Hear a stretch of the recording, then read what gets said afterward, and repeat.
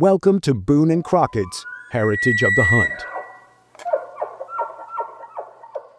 Welcome again to Boone and Crockett's Heritage of the Hunt. I'm Jodi Stemler, and I've got Craig Boddington with me. Craig, how are you doing today? Wonderful, Jodi, and it's great to be here, and it's wonderful to be here at the 32nd Awards. This is such a big deal. It only happens every 3 years, and so it really is a big deal. It really is. And you've been a part of the Big Game Awards for 5, 6? We don't even know how many it is. It's been a long time, But yeah. you serve as our MC for the evening, is that correct? That's correct. And so your role, and you've done this a number of times, your role tonight is going to be to welcome the trophy owners onto the stage and tell their story. Well, I'm going to be telling their stories and help them get their awards. And I mean, you have to understand, I mean, to take a Boone and Crockett animal, this is a once in a lifetime achievement. And now we're going to see a couple of people on the stage that we've seen before, that I've seen before.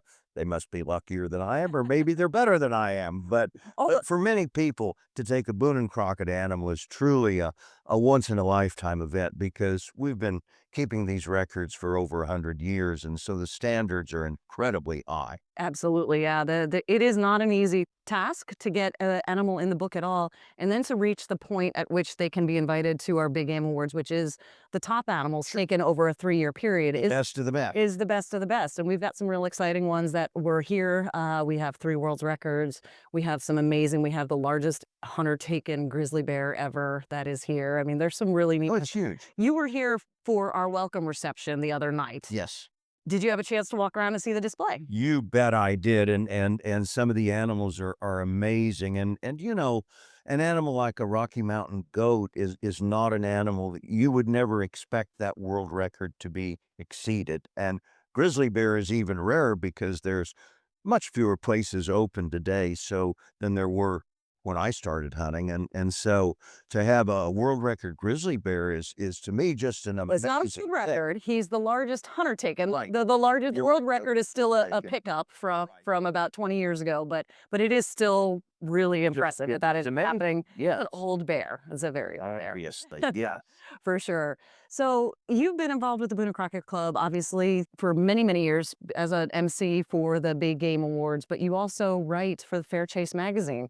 How long have you been doing that for us? And tell us some of the content that you put in. Oh my goodness, I don't even know. I've been writing since I sold my first story in 1973. Wow. English degree, University of Kansas, Okay. and I always knew I wanted to write, Yeah. but I didn't really know what I wanted to write about.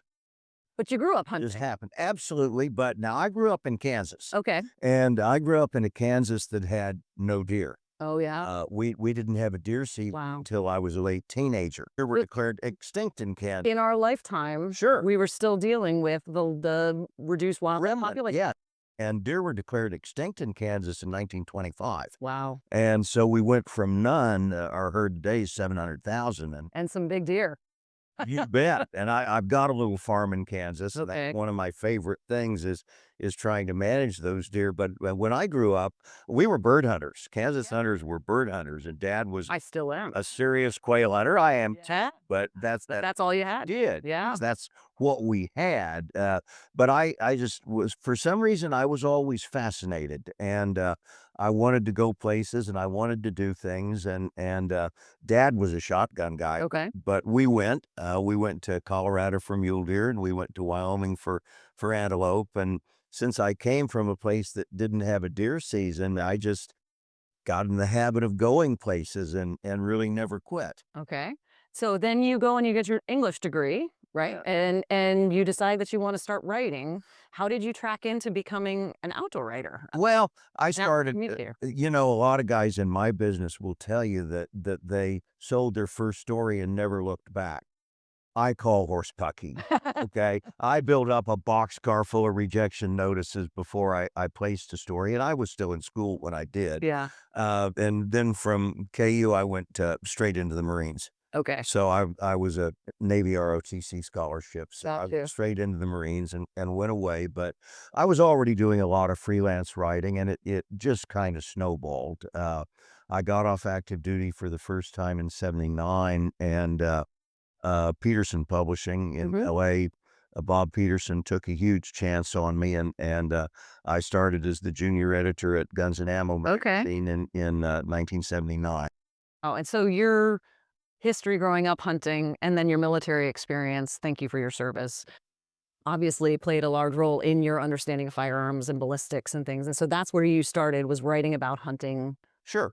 firearms Yeah, I ammunition. started writing about it and started writing about, and I've always been fascinated by firearms. I'm a gun guy, Yeah. and that's been my real secret to success as a writer. Is we have, this is the age of specialization. So you have whitetail writers, and you have pistol writers, and shotgun writers, and I've been fairly well rounded. So I've always done a mix of hunting stories and gun stories, and putting the two together, and it's worked well for me over the years. And that's certainly the types of articles that you have in Fair Chase magazine. It's a combination of Absolutely. firearms or stories about traveling as a hunter and things like that. So you start writing for Guns and Ammo, and then you start to branch off and get. I know you've got world experience and local experience. Tell me a little bit more about traveling as a hunter and how you tell that story and how you communicate that to the public to be able to do and have some of the adventures that you've had. I had an uncle,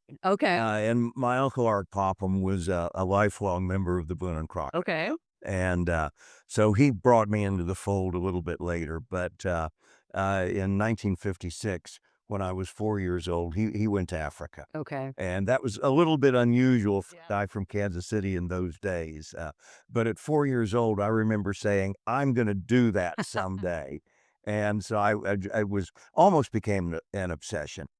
Uh, I was stationed at Camp Pendleton, but in those days it was post-Vietnam, and you could plan your leave a little ways out. And so I saved my pennies and worked night jobs and did everything I could to save up money to go to Africa. I was just obsessed by it. And so I went for the first time in 1977, Oh, wow. and I'd thought about it for so long.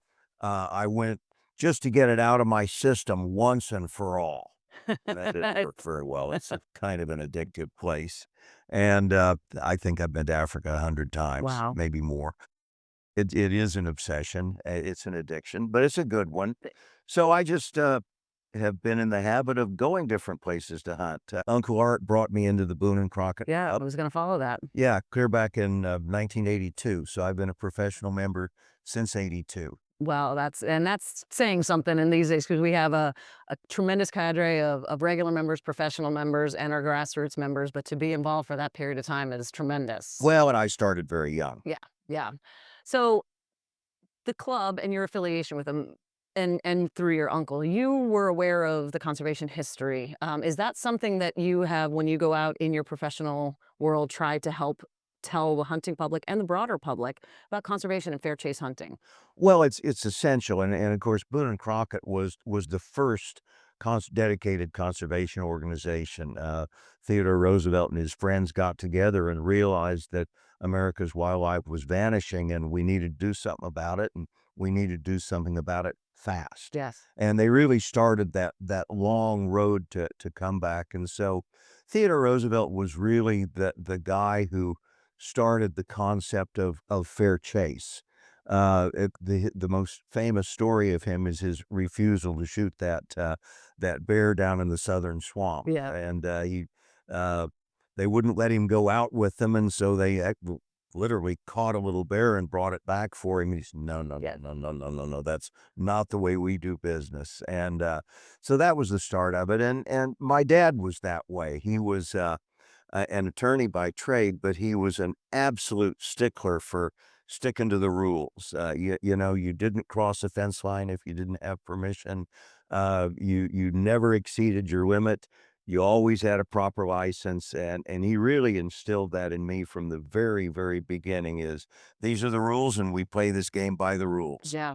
So when back in the late 1800s, early 1900s, wildlife's depleted. The idea, the concept of the fair chase, the ethical sportsman is what was able to maintain and sustain hunting. Because there would be plenty of people, maybe like there are today, that would say, this is not okay. We have wildlife populations dropping. But we realize as hunters the important role that sustainable hunting has in wildlife management and the role and the importance that fair chase ethics have in elevating us as responsible, ethical hunters. And so I guess the question I would have for you is what we saw and what we dealt with then is still very much important now. We cannot walk away from that ethic, the responsibility in wildlife management, sustainable harvest, and our fair chase ethics. Is it still as relevant today as it was probably back in the early 1900s? I would say even more so because today we have shrinking wildlands. We're lucky in the United States in that we have a big country, and we've still got millions and millions and millions of acres of public land that are available to hunting. But we also have the largest hunting public on earth. Mhm. Uh, you know, we can pick a number. The number is often given as 12 million American hunters. I think it's larger than that because we have many people who don't buy licenses every year, but still identify themselves as Right. hunters. But it's a large number. It's the largest hunting public on earth. So we have a finite resource that we have to share. And in order to do that, we have to do it fairly and properly, with equal opportunity for Americans to participate if they wish to. Right. And for heaven's sakes, 350 million people in America, we don't need or want everyone to be a hunter. We don't have that kind of natural resources to support it. So it's fine. The hunters are a subset of the population, but they're a critical subset because we're the ones who fund wildlife management. Yes. And that was also Theodore Roosevelt's concept, was that hunters and fishermen should bear the majority of the cost for managing and conserving our wild places and our wild animals. And we do. We do it through our license fees. We do it through the Pittman Robertson and Dingle Johnson funding, the taxes On firearms. on firearms and Ammunition, fishing fishing equipment and archery equipment Yep. and, Boating fuels. Yep. uh, billions of dollars over the years that has really enabled the funding of our amazing wildlife recovery. And the story of the recovery of wildlife in North America is the world's greatest conservation story. We went from rags to riches. Absolutely. And my home state of Kansas is a great example. The bison were literally gone from Kansas by 1876, Hmm. and the elk soon followed, and the pronghorn soon followed. And as I said, I mean, even deer were actually extinct in Kansas when my dad was born. They were gone. Wow. And when I was a kid working at the Boy Scout camp, we never saw deer. Yes. Eastern Kansas, great whitetail habitat, but we never saw deer. And if anybody saw a track, oh my goodness, we'd gather around and look at it and said, oh my goodness, this is a deer track. Yeah, but today, Kansas has a herd of 700,000 deer. Right.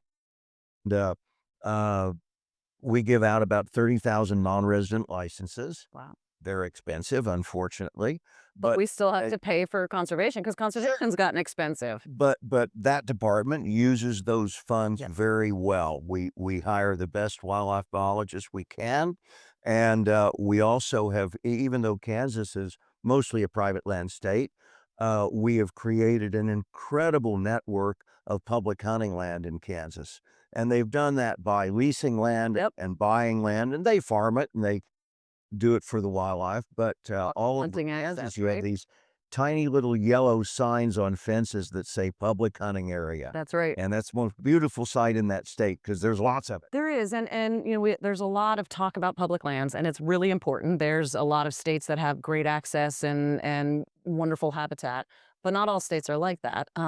Private landowners have an incredible role in conservation as well. They're maintaining that open space.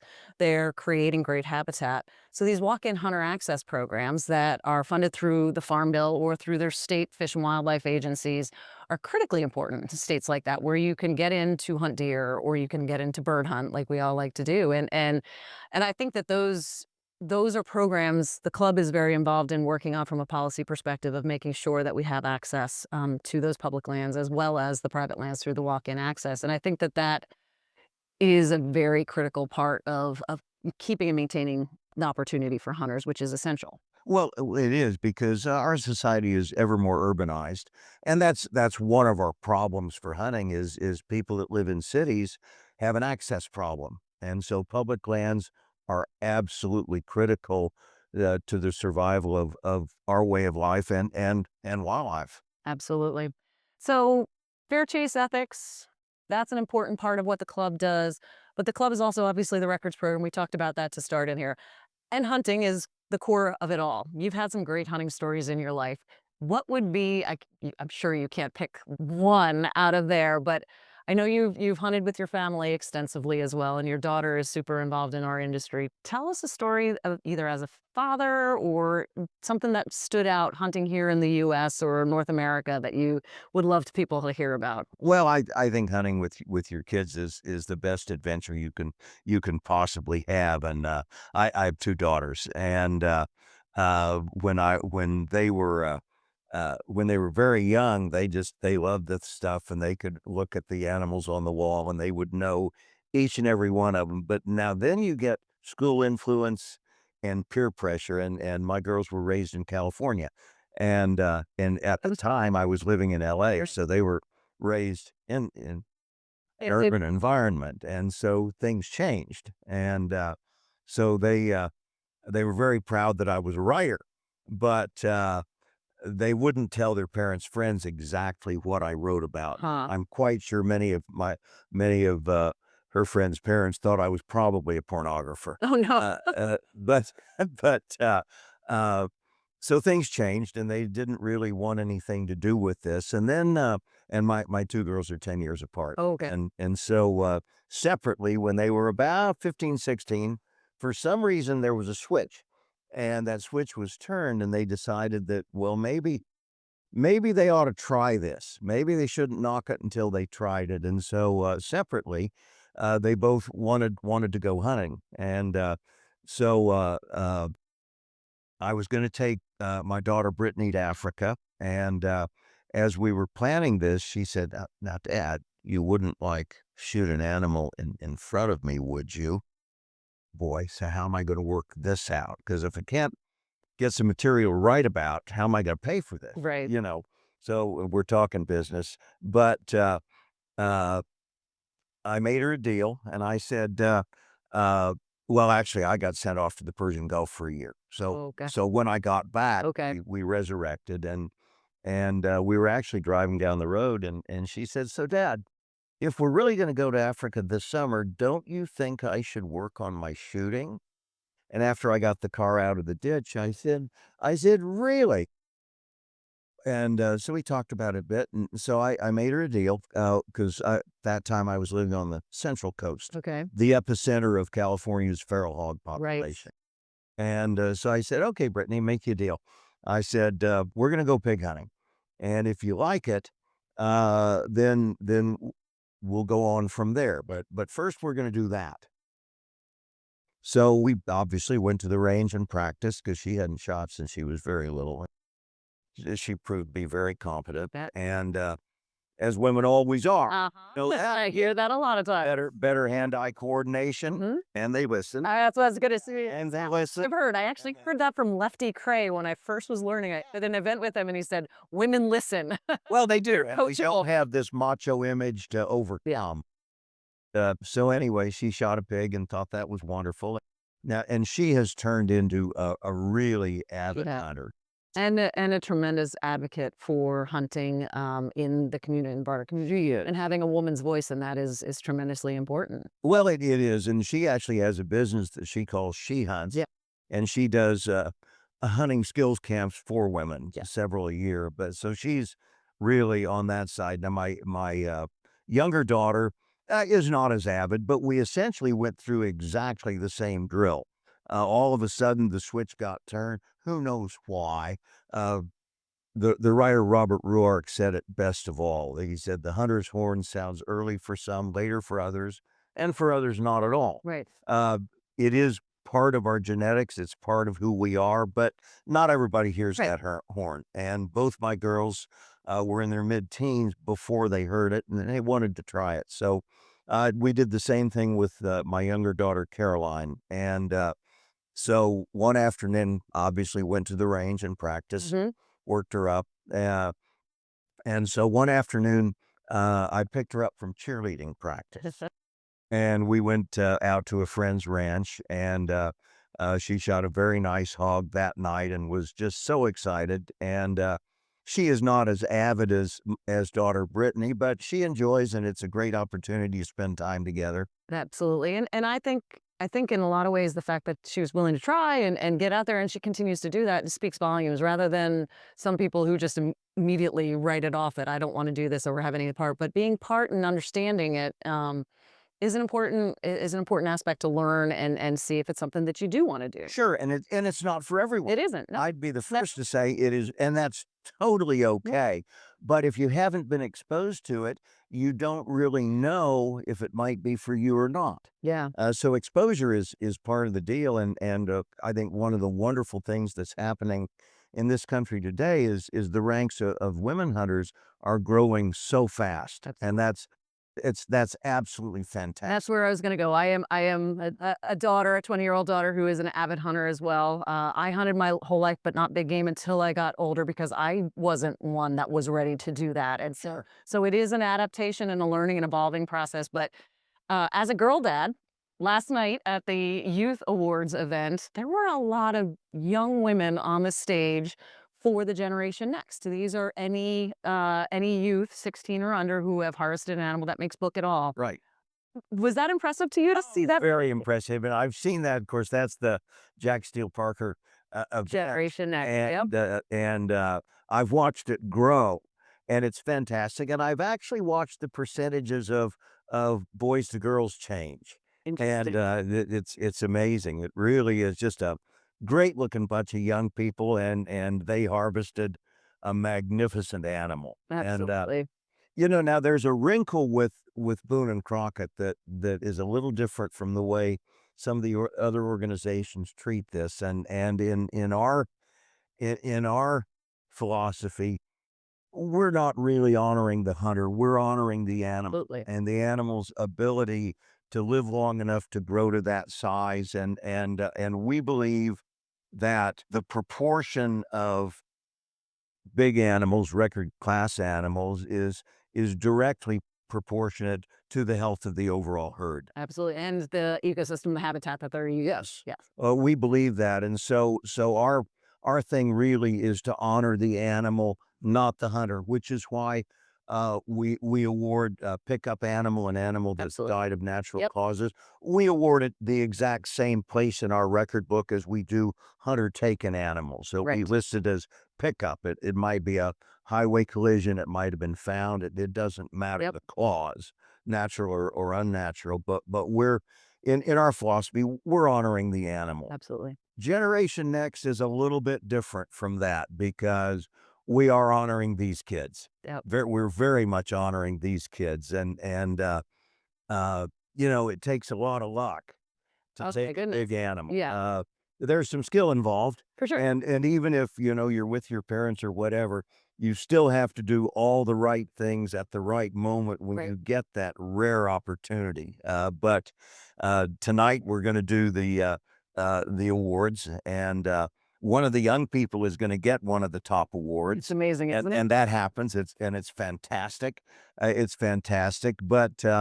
For most of the people that we'll honor tonight, this is a once in a lifetime event. I mean, I've been doing this a long time, and I have very few animals in Boone and Crockett. I do have a few, but not very darn many. It doesn't happen. And that speaks volumes for somebody who's spent so much time in this industry and had opportunity. It is hard work, and those animals are cagey. They're more of a challenge, and you're right. It is all about honoring those individual animals for the life they lived, what it Sure. means for conservation, what it means for the natural areas that they lived in. So, And in order to take one, you have to be in the right place at the right time, and with the right skill, with with the right then you have to do all the right things. So for most of the hunters that we'll honor tonight, and their animals, it's a once in a lifetime yes, achievement. It really is, and so for the kids that we honored last night, I don't think most of them really realize how unusual it is to be able to take an animal large enough to qualify for the Boone and Crockett records. I most of them probably aren't aware that this may not happen again in their lifetime. Yeah. Yeah. I think hopefully they recognize that. I know Jason Matzinger, who was our keynote speaker last night, talked about them about what carrying the mantle now of having a record book animal also means for carrying forward the legacy of the hunt, the heritage of the hunt. And hopefully they will go out and be ambassadors for wildlife, for conservation, for the Boone and Crockett Club. And I'm sure they will. I mean, this was a great bunch of kids Sure were. and just fantastic. And on the one hand, all of us as hunters are a little bit envious that they were able to take such a great animal. And on the other hand, guys my age feel a little bit sorry for them because this may not happen again. Yeah. It ain't that easy. Yep, for sure. All right, Craig, we've covered a lot of ground. Are there any things that we haven't talked about that you would like to finish or closing thoughts? Well, uh, you know, some of us are dads and some of us are not, and some of us are granddads and some of us are not, but it's the youth is the future of our sport, and it's so difficult to get kids involved in hunting today. They have peer pressure and school influence and all the things they see and hear on the internet, and we need to do what we can uh, to bring kids in. And they're not all gonna be hunters, and we don't want them to all be hunters, but we want them to understand our side of the story. So it's I think it's really critical that we know the story, that we understand our wonderful North American model of wildlife conservation that puts wildlife in public stewardship. It's not I own land in Kansas, but I don't own the wildlife.